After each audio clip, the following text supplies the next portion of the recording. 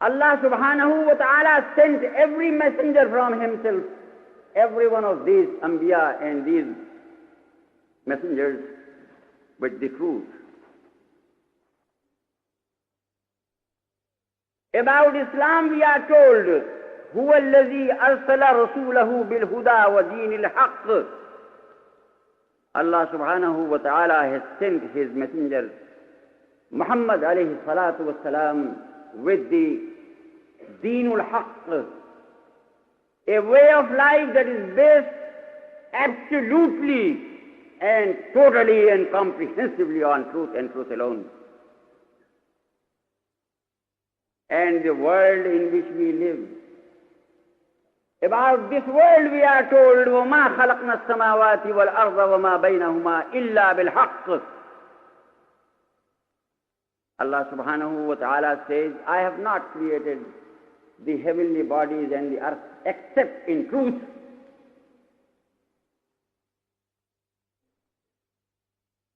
If, consequently,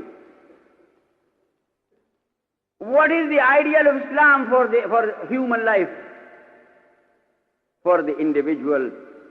What is that goal which Islam lays down? What is that highest virtue which a person has got to pursue as a Muslim? That is the virtue of truth. Consequently, truth is combined with sincerity and integrity. Truth cannot be there in a human being without integrity, without moral integrity.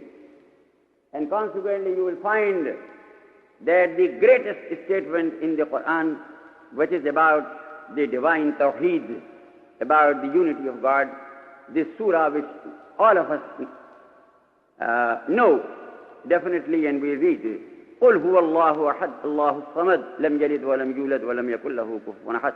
This surah or this chapter has been named as Al-Ikhlas. Why? Because the basis of a Muslim's aqidah in God is truth and integrity. It is not just tazabzub. It is not something vague. It is not something about which we can just render lip service. We may say with our lips that Allah subhanahu wa ta'ala is our God. May I remind all of you, my dear friends, that the hypocrites of Medina, who have been condemned in the Holy Quran, they used to proclaim that they believed in Allah subhanahu wa ta'ala. They used to proclaim that they believed in the last day. They used to proclaim that they believed that the Holy Prophet Muhammad alayhi salatu wasalam was the messenger of God. And these three are the foundations of Iman. The Quran says, مِنَ النَّاسِ مَنْ يَقُولُ آمَنَّا بِاللَّهِ وَبِالْيَوْمِ الْآخِرِ وَمَا هُمْ بِمُؤْمِنِينَ. Among the human beings are those who proclaim that they believe in Allah subhanahu wa ta'ala and they believe in the last day, but Allah subhanahu wa ta'ala bears witness in the Holy Quran that they are not among the believers. يُخَادِعُونَ اللَّهَ وَالَّذِينَ آمَنُوا. At another place we are told, إِذَا جَاءَكَ الْمُنَافِقُونَ قَالُوا نَشْهَدُ إِنَّكَ لَرَسُولُ اللَّهِ وَاللَّهُ يَعْلَمُ إِنَّكَ لَرَسُولُهُ وَاللَّهُ يَشْهَدُ إِنَّ الْمُنَافِقِينَ لَكَاذِبُونَ. O Prophet alayhi salatu wassalam, these hypocrites come to thee and they tell thee that we hereby affirm that thou art the messenger of God. Wallah. But Allah subhanahu wa ta'ala says that of course thou art messenger of God, but at the same time these hypocrites are liars. Liars not because they are saying that the Holy Prophet Muhammad alayhi salatu wasalam is divine messenger. Liars because what they are saying with their lips, their hearts do not agree with that. It is mere lip service. And consequently, belief in Islam is not belief unless it is iqrarun bil lisan wa tasdeequn bil qalb. It has got to be clearly and positively proclaimed with one's tongue, and it has got to be considered as truth by the heart. My dear friends, because Islam has provided with a very clear-cut guidance in this connection, and there is absolutely no scope for misunderstanding this guidance. There is absolutely no scope for misinterpreting this guidance concerning Muslim unity or the principle of unity among Muslims. Therefore, the punishment for the community in violating this principle of unity is also severe. If there could have been a possibility of different interpretations about the principle of unity in the ranks of the Ummah, then the punishment would have been lighter. But here the punishment is very severe, and may I say with all the sorrow and grief, with a sense of shame, that the Muslim community has been chastised very severely by Allah subhanahu wa ta'ala.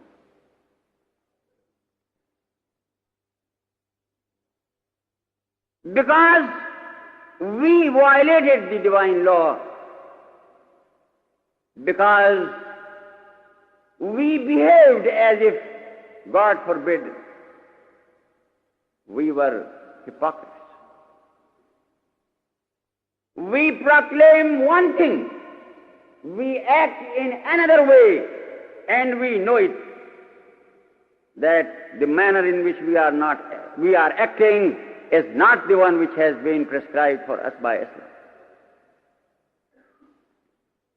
Our ulama have divided this category of munafiqs into two: munafiq fil aqidah and munafiq fil amal. Of course, there is a saving grace for us. For those who say something with their lips and say it with love and believe that they are Muslims and want to take pride in the fact that they are Muslims, but then they violate in their amal, in their actions, the commandments that have been given to us by God, and consequently the history of the Muslim world has got to be read in this light. Do you know, and I am sure you know,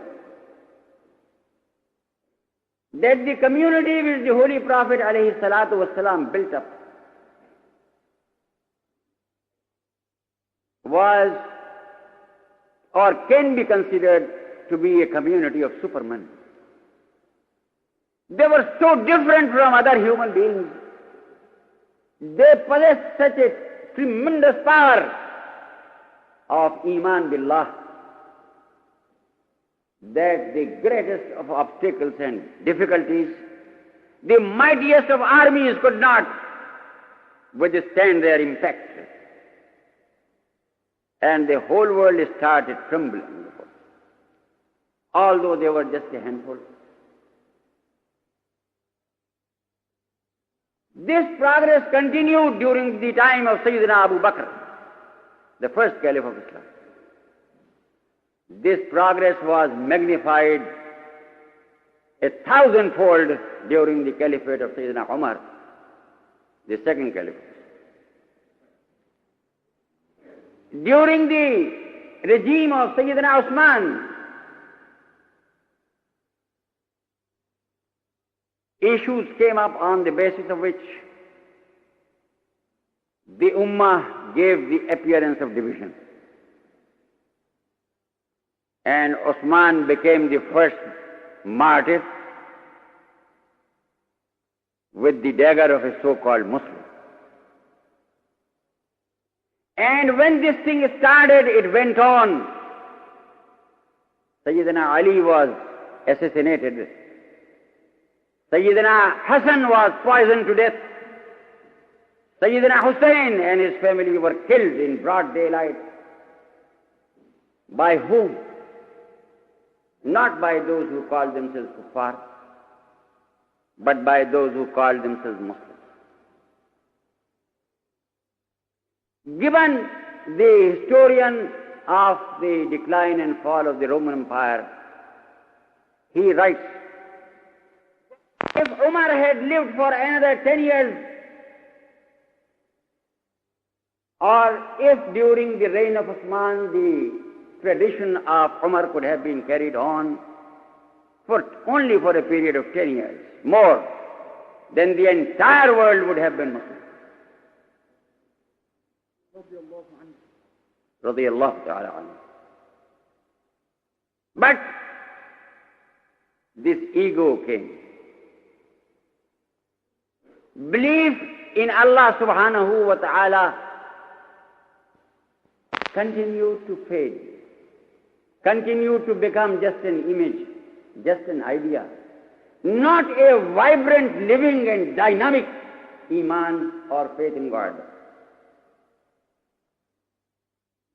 That living nature of that iman started becoming paralyzed gradually. And that was the rope of God. That was the hablullah. The better is the iman, the more is the unity.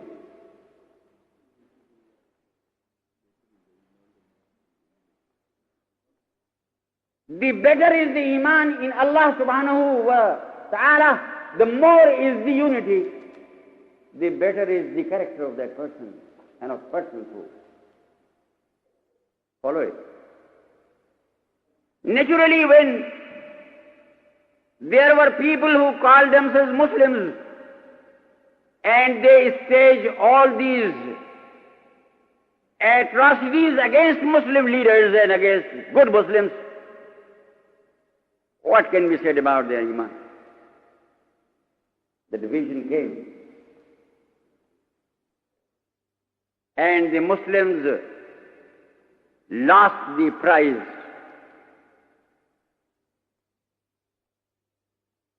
Right at the time when they were going to have it for all time. They didn't understand at that time. They did not understand this. Those who were doing that at that time did not understand what is going to befall this ummah. Of course, the ummah has been built up in a very strong manner by a master hand, by the Holy Prophet Muhammad alayhi salatu wasalam. So it had that vitality that in spite of all these obstacles and handicaps, it could continue in power for centuries. But the breakdown was inevitable. Read Muslim history and take lesson from it. اعتبروا يا أولي الأبصار. Read Muslim history. How severe are the damages which we have been causing through our disunity to our own cause. Read the history of the Muslim struggle for the establishment of Islam in Europe. When Muslims had established their base in Spain with all the glory that it carried, and the great Abdur Rahman went into France to face the combined armies which had come under the banner of Charlemagne. The Muslim army won the victory in the battle. The victory was won. It was at the Battle of Poitiers, a few miles from Paris, and it was a decisive battle for Islam in Europe. But what happened?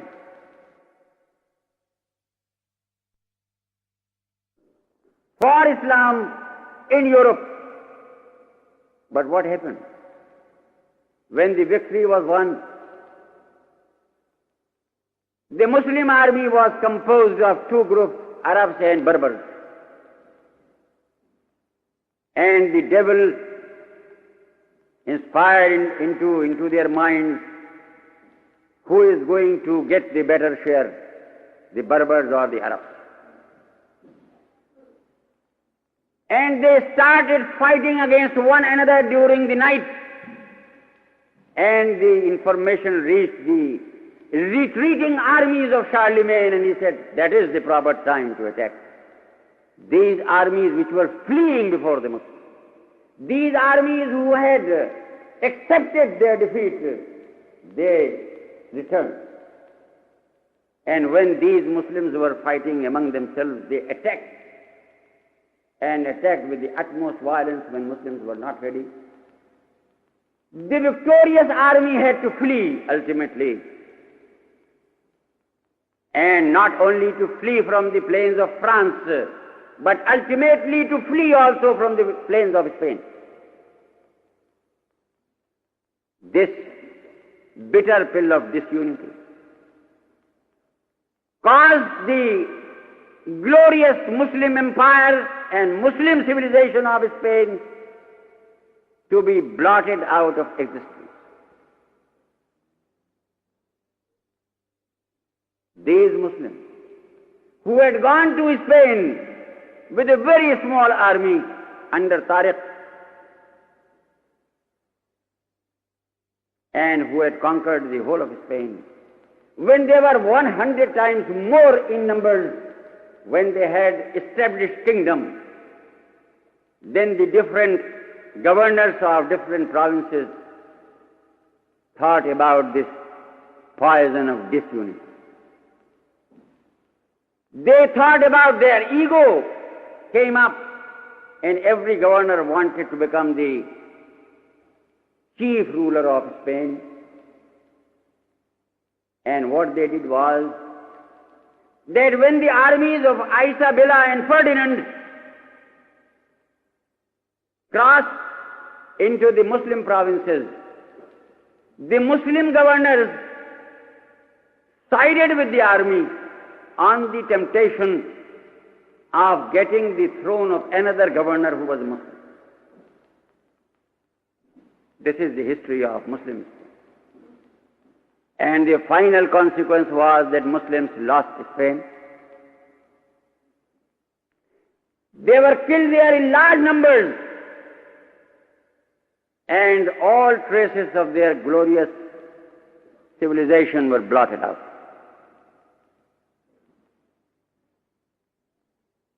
The same happened in India, where Muslims ruled for about 800 years. When the British came to India, they were just a handful. But they got Muslims who worked as their agents against the Islamic empire. There was Mir Jafar in Bengal, and there was Sadiq in South India. And they played this role. And it was only this unity between Muslims that brought their downfall as rulers of India. Recently, I was reading a South African paper in Johannesburg.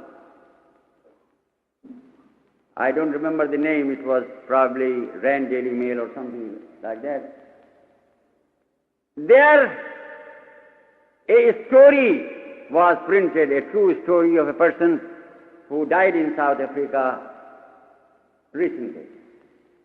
His name was Syed Belton, and his story was given on the front page that this man was a great hero.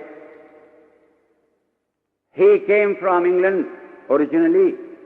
He stayed in South Africa for a while and in East Africa. Ultimately, he became the kingmaker in Morocco. This man, when he died, was 88 years old. Recently he died, few days ago. It was said in that press report that this man was 88 years old when he died. But it was told there that when a leader of rebellion in Morocco, Al-Hafiz, raised the banner of revolt against Sultan Abdul Aziz of Morocco, this man was the person who aided this rebellious leader and was responsible for change of government. And he not only got Sultan Abdul Aziz dethroned,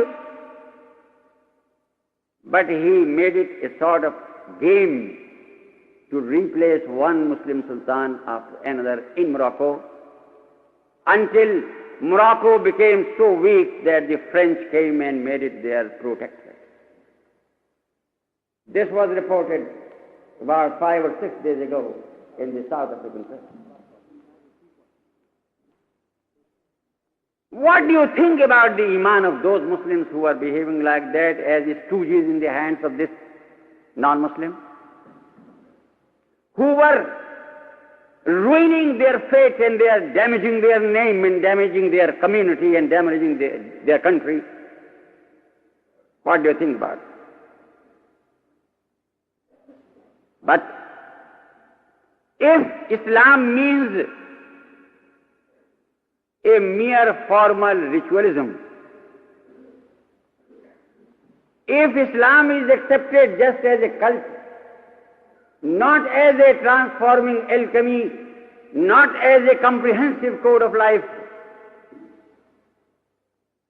if Iman in Allah subhanahu wa ta'ala is considered to be just a philosophical idea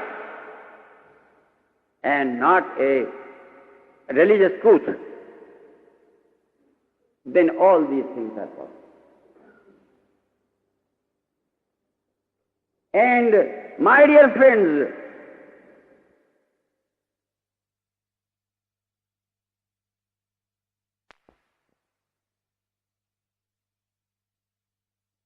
nation's statistics, which is comprised of 700 million souls. These 700 million Muslims are to be found from New Guinea and Philippines near Indonesia, right up to the Atlantic coast, Morocco and Senegal and Nigeria and Dahomey and Cameroon, and in the north from Siberia right up to Cape where I am staying, and beyond in South America and the Oceania and New Zealand and Australia and Fiji. We are 700 million. Allahu Akbar.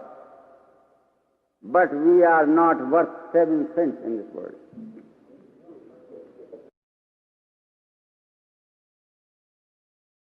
We are 700 million straws, which one matchstick can turn into ashes. We are not 700 million humans. How else could others, who are human beings, behave towards us like this? Because, as you might have read in today's newspaper, the information comes about Jordan Mind you, the ruler of Jordan calls himself a Sayyid, descendant of the Holy Prophet ﷺ, King Hussein. And the news that has been coming about him is that the Israeli cabinet decided that if they find that King Hussein's throne is in danger, then Israel is going to intervene in order that King Hussein may remain. Allahu Akbar. What a friendship. What a love between these two enemies who are known in the world as worst enemies of one another. But the Israeli cabinet decided this. And the American Senate and the President of the United States is all the time thinking how to save King Hussein. Though this man whose country has been devastated by the bombs supplied by United States of America, this community which has been uprooted from its homes, what affection and what love has the United States of America for this man, that the kingdom of Jordan may remain. I am not a politician. I am not talking politics, but I am talking one thing: the degradation to which the principle of unity among Muslims has fallen into the abyss. And today's news was that the so-called guerrillas and the armies of King Hussein, both these groups are Muslims. And the news was that innocent men, women and children in Amman are lying buried below the debris in half of that big town. At whose hands? It is not the Israeli soldiers who have done this. It is not the American soldiers who have done this. It is the Muslims who have done this to themselves. Allahu Akbar. The Holy Quran had proclaimed, "Man qatala mu'minan muta'ammidan fajza'uhu jahannam khalidan fiha." He who kills deliberately his brother, any Muslim who does that, his punishment is eternal hellfire. وَغَضِبَ اللَّهُ عَلَيْهِ, and Allah's special wrath descends on him. وَلَعَنَهُ, when Allah curses him. وَأَعَدَّ لَهُ عَذَابًا عَظِيمًا, and Allah has prepared for such a person special punishment. The Holy Prophet Muhammad ﷺ had proclaimed and has proclaimed, سِبَابُ الْمُسْلِمِ فُسُوقٌ وَقِتَالُهُ كُفْرٌ. To abuse a fellow Muslim is fisq, is major sin. Major sin. And to kill a fellow Muslim is kufr. The person who kills his fellow Muslim outright and ipso facto becomes a kafir and goes out of the fold. My dear friends, I am a foreigner. I don't live in this country. I am not here to apportion blame. And I also know that I cannot act as an arbitrator. I have seen much of this world. I have been around the world several times. I have seen problems that emerge in the Muslim community. I have tried to straighten them out, and after that left this job completely. Because even those people, if the leaders from both groups, if there are two groups who are at war with one another, if the leaders of those groups have come before me, giving me honor and saying to me that we consider you as better than all of us, would you please arbitrate? And I spent night after night and day after day. The result was 0.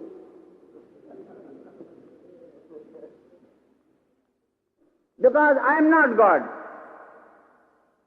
I am a sinful human being.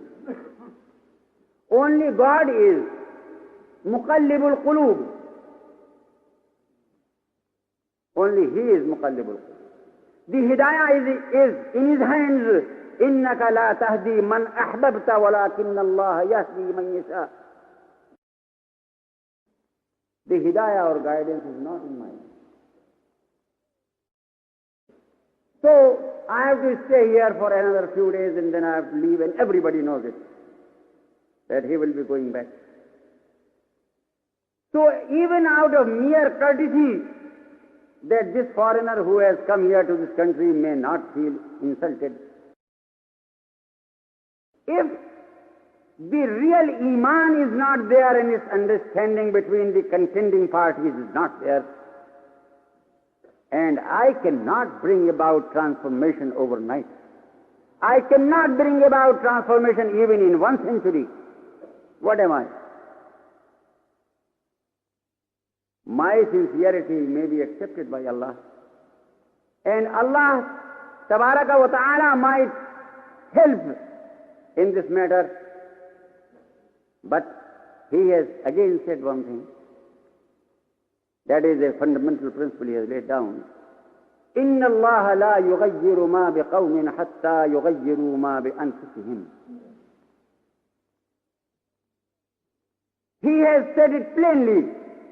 I am not going to change your conditions or the conditions of anyone unless you are prepared, you have got that attitude that you want to change your condition.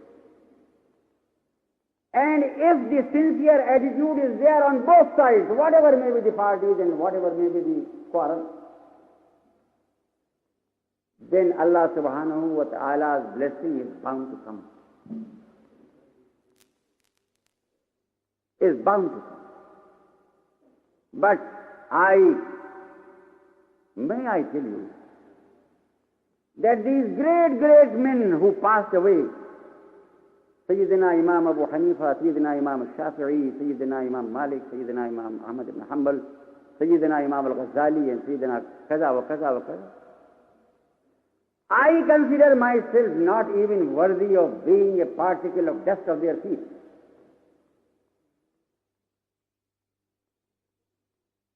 And they couldn't do anything. This is history. They made the contribution as they could as individuals, as great godly scholars. That contribution they did make, because that was their individual effort. But to change those conditions that were there and to extricate the community from the rot in which it was going, it could hardly be done by those very great men. As compared to me, they are probably 100 times great. What am I going to do, my dear friends?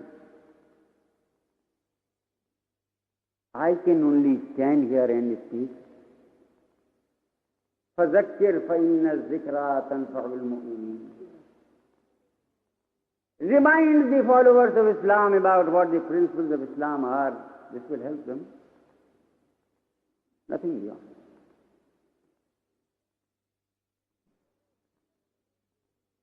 So, my dear friends, there is but one thing I wish to say. This life, this human life,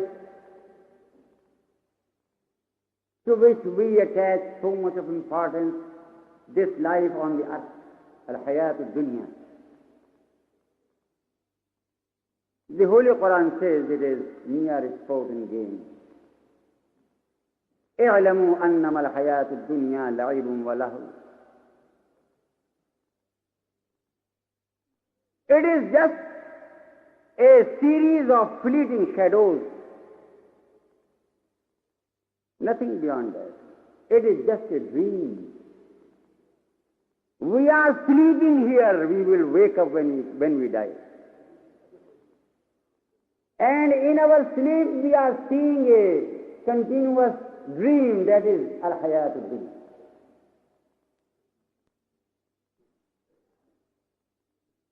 And this is what our great Imams have taught, Sayyidina Imam Shafi or Sayyidina others, they have taught just this. This is hayatul dunya, the nature of hayatul dunya. So we are in this state of dream. And mind you, the life that we possess, this term of life that has been granted to us by Allah subhanahu wa ta'ala, about which none of us knows as to when it is going to end. ما تدري نفس ماذا تكسب غدا وما تدري نفس بأي أرض تموت. None of us knows. But this is a precious opportunity, according as we have been taught. As the Holy Prophet ﷺ has said, اعمل لآخرتك كأنك تموت غدا. Work for the life hereafter as if thou art going to die positively tomorrow morning.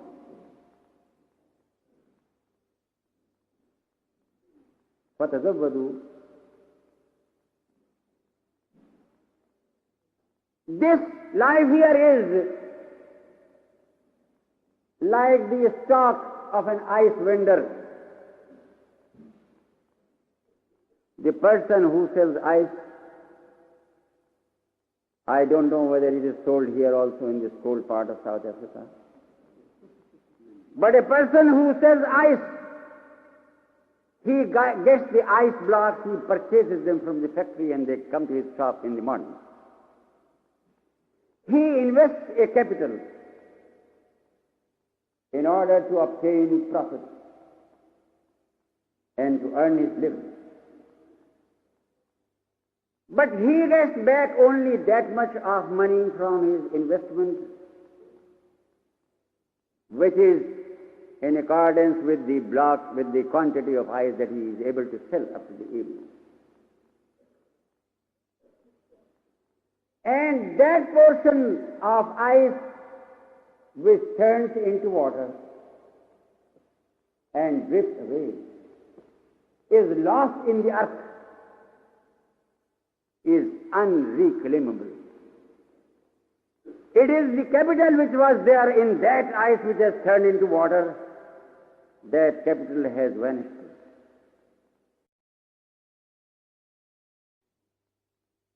All that we do out of love for this world,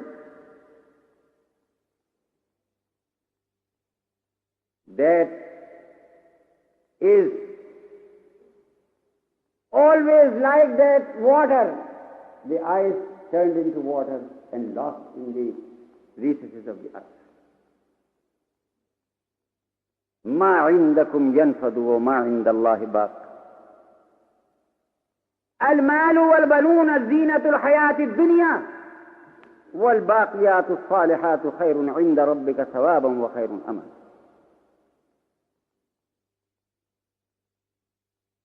My dear friends,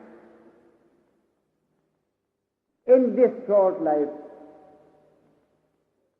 where we do not control anything for ourselves, where we depend absolutely on the mercy of Allah subhanahu wa ta'ala,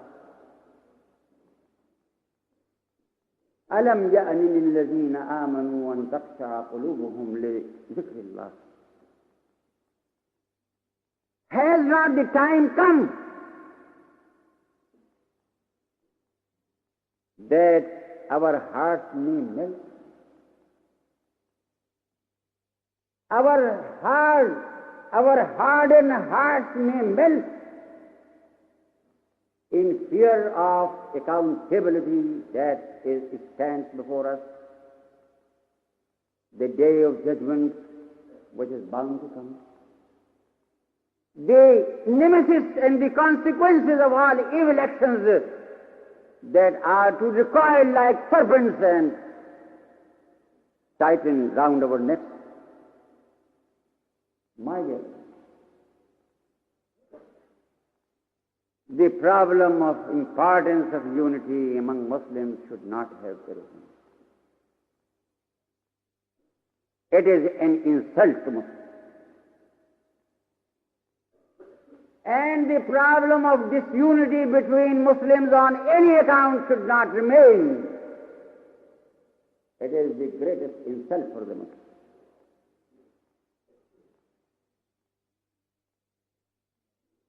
He who fears is standing before his Lord on the day of judgment for rendering accounts.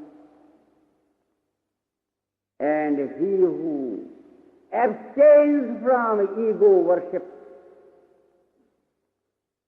for him is the heaven, the garden bliss. وَأَمَّا مَنْ طَغَى وَآثَرَ الْحَيَاةَ الدُّنْيَا فَإِنَّ الْجَحِيمَ هِيَ الْمَأْوَى.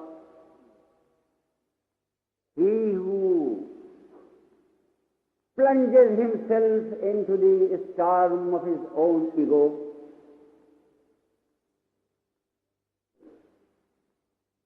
forgetting his Lord, forgetting his unavoidable destiny, and loves the life of this world, وَآثَرَ الْحَيَاةَ الدُّنْيَا, loves the life of this world. I am so great, so and so is great, I am going to take him by the neck and throw him into the gutter, because today I am more healthy and he is sick, or I am more wealthy and he is poor.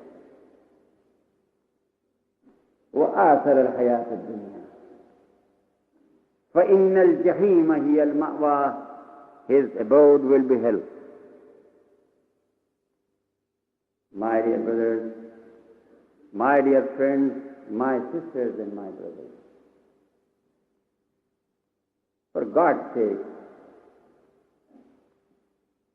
Allah subhanahu wa ta'ala has been extremely kind to us.